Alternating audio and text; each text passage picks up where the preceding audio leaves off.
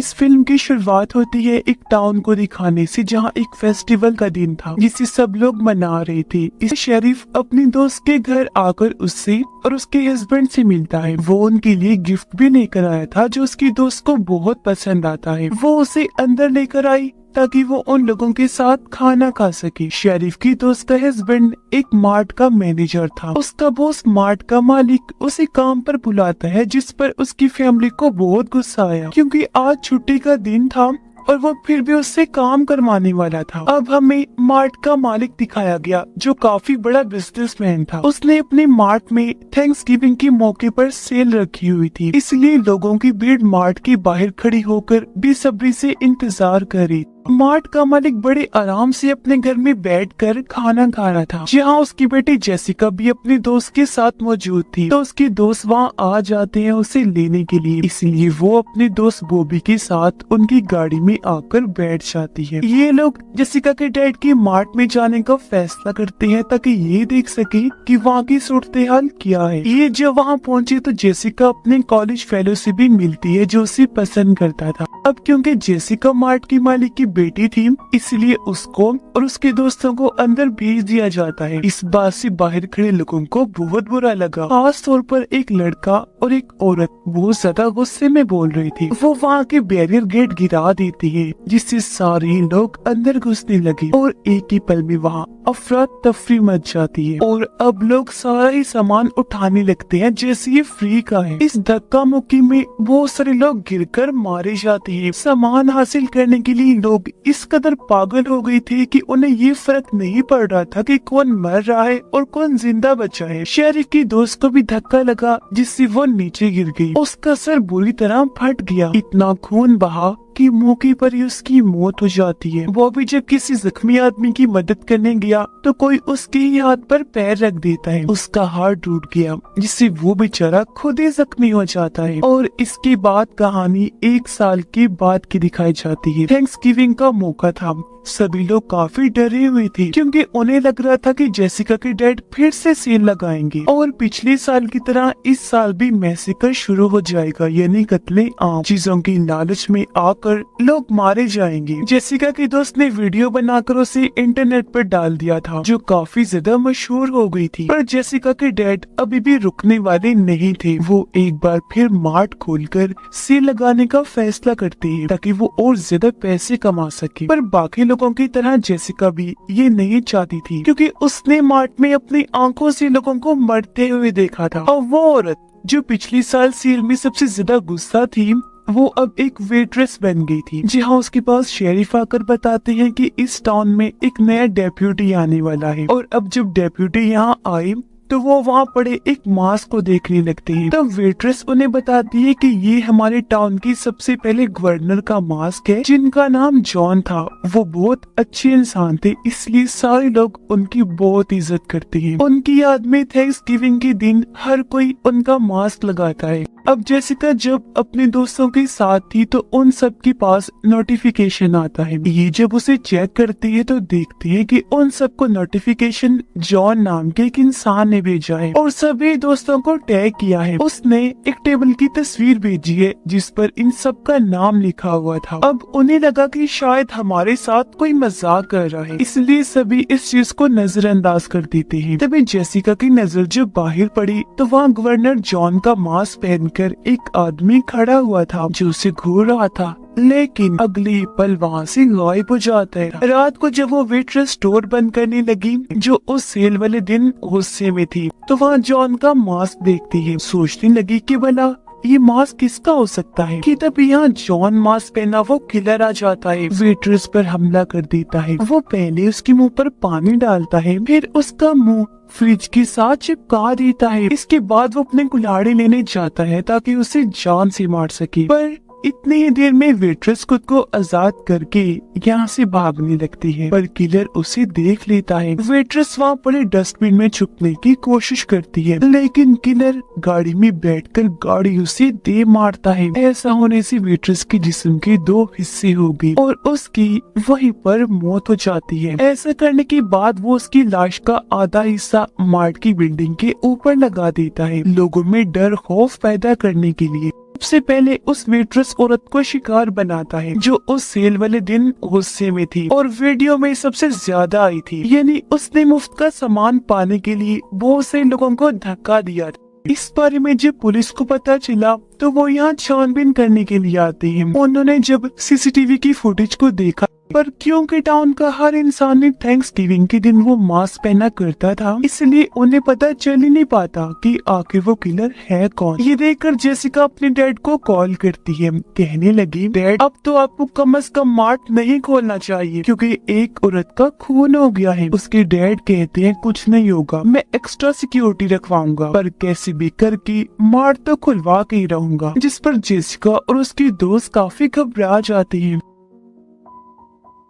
तभी उन्हें एक वेपन्स डीलर मिलता है, कहने लगा कि अगर तुम लोगों को गन्स या कोई और हथियार चाहिए तो मुझसे खरीद सकते हो। अब जेसिका और उसकी दोस्त पुलिस स्टेशन गई। उन्हें बताने लगती है कि हमारे हिसाब से किलर उन लोगों को मार रहा है जो पिछले मैसेकर में शामिल थे। इस पर शेरिफ जेसिका को कहते हैं कि अगर तुम्हें ये लगता है तो उस मैसेकर की वीडियो फुटेज हमें लाकर दो, क्योंकि मैं जानता हूँ कि तुम्हारे डैड के पास वो मौजूद होगी। इससे ये होगा कि हमें पता चल जाएगा कि किसकी जान खतरे में है, तो हम उन लोगों को पहले ही आगाह कर देंगे। इस पर जेसिका उनकी मदद करने को तैयार हो जाती है। वो जब बाहर आई तो उसे बॉबी मिलता है, बताने लगी कि हम सबकी ये जान खतरे में है, इसलिए हम सब लोगों को एक साथ रहना होगा ताकि किलर हम तक ना पहुंच सके। अब रात के वक्त किलर एक गार्ड के घर गया जो उस दिन लोगों की भीड़ देखकर मार्ट से भाग गया था। किलर एक तेज नोकीली तार से उसका सर काट देता है, जिससे उसकी भयानक मौत हो जाती है। फिर वो उसके कटे हुए सर को बैग में रख के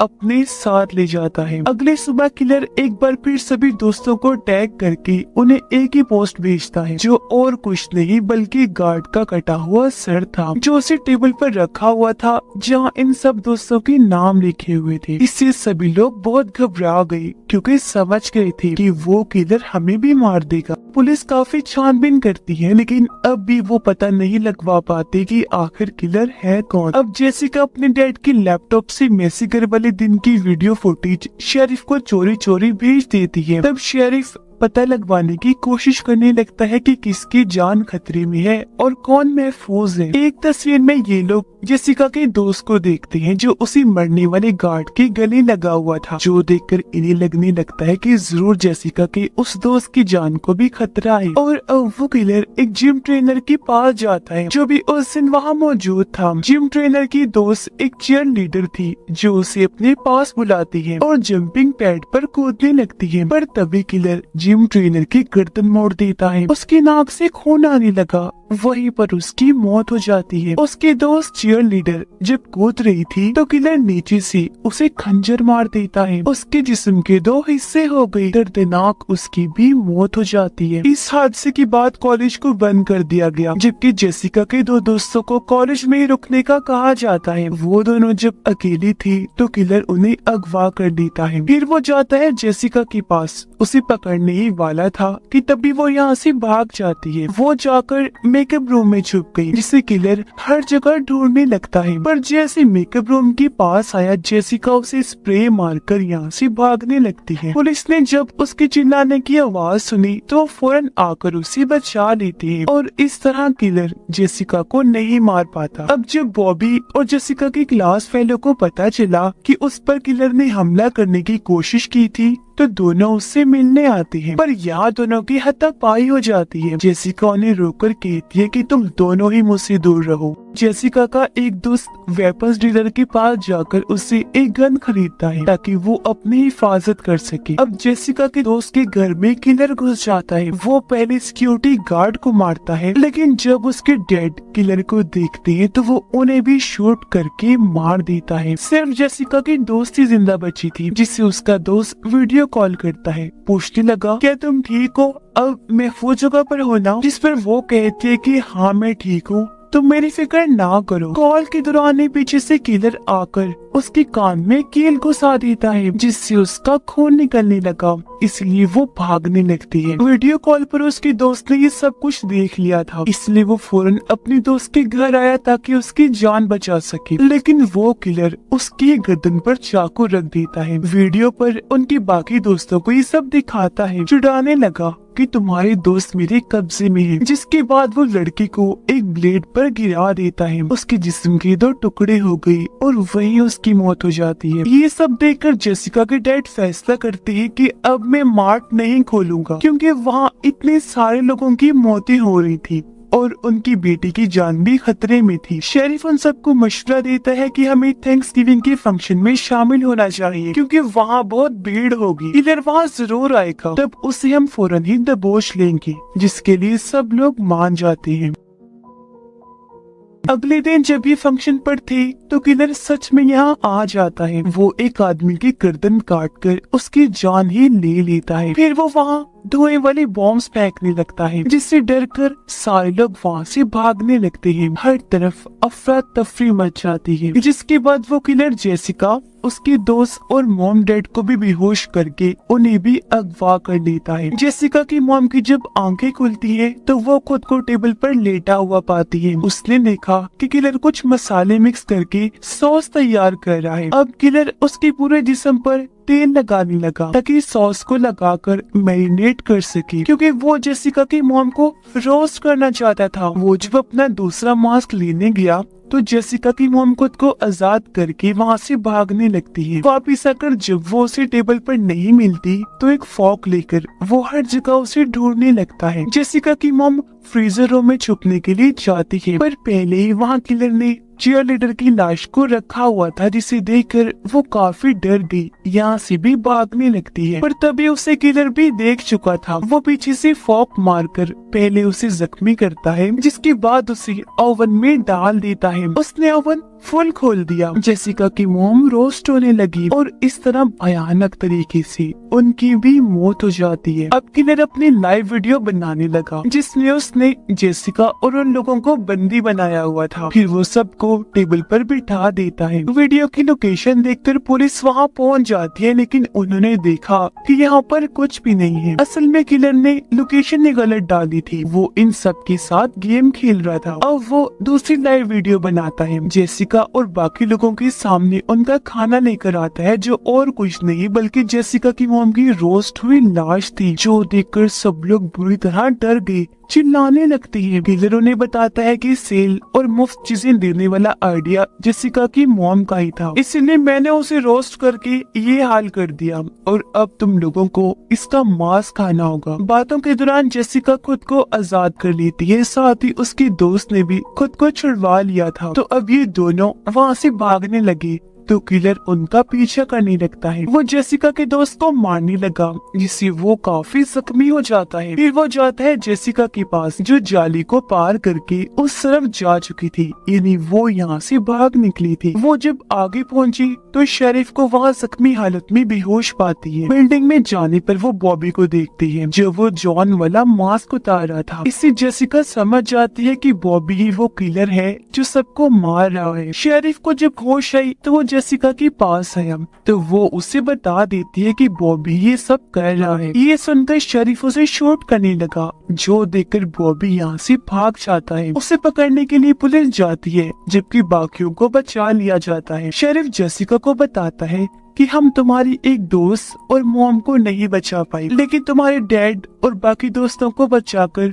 हॉस्पिटल भेज दिया गया है। जल्द वो सब ठीक हो जाएंगे। और अब तभी जेसिका शेरिफ के जूतों पर मिट्टी लगी हुई देख लेती है। वो चौंक गई, क्योंकि समझ गई थी कि किलर बॉबी नहीं बल्कि ये शेरिफ है, जिसने जंगल में मेरा पीछा किया था। अब तक शेरिफ को भी पता चल गया था कि जेसिका मेरी सच्चाई जान गई है, इसलिए वो उसे कहता है कि तुम्हें अकेले जंगल में जाना नहीं ही चाहिए था। ये कहकर शेरिफ ने दरवाजा बंद कर दिया और अब वो जेसिका को मारने के लिए आगे बढ़ता है। वो शेरिफ से पूछती है कि आखिर तुमने ऐसा क्यों किया। तब शेरिफ उसे बताता है कि मैं सारी जिंदगी अकेला ही रहा था। मुझे एक प्यार की उम्मीद मिली थी जो मेरी दोस्त थी। वो और मैं दोनों एक दूसरे को बहुत प्यार करती थी। वो अपने हस्बैंड को छोड़कर जल्दी मुझसे शादी करने वाली थी, लेकिन तुम्हारे डैड के सेल लगाने की वजह से धक्का मुक्की में वो गिर गई, वही उसकी मौत हो गई। ऐसा होने से एक बार फिर मैं अकेला हो गया। बस तभी से मैंने ठान लिया था कि मैं किसी को भी नहीं छोड़ूंगा। मेरे ऊपर शक न आए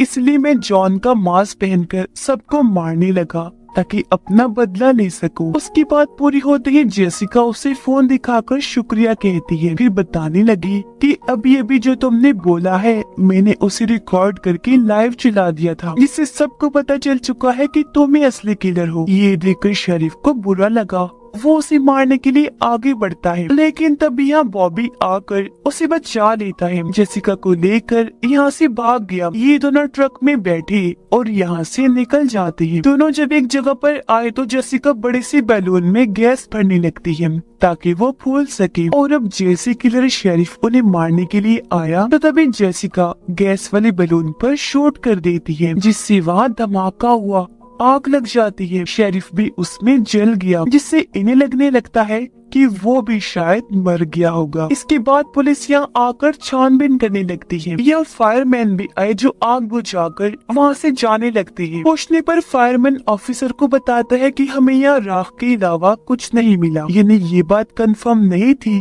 कि शेरिफ मर गया है या भी जिंदा है। अब जब रात को जेसिका सो रही थी तो उसे शेरिफ का ही सपना आता है, जहाँ उसे ये ख्याल आया जैसे शेरिफ मेरी अलमारी में छुपा हुआ है। पर जब वो अलमारी को देखने गई तो वहाँ कोई भी नहीं होता। पर असल बात तो ये थी कि शेरिफ अभी भी जिंदा है, क्योंकि जब आग बुझाई गई तो एक फायरमैन वहाँ से भाग रहा था जो और कोई नहीं बल्कि शेरिफ ही था। और इसी भयानक एंडिंग के साथ ही इस फिल्म की कहानी भी यहीं पर खत्म हो जाती।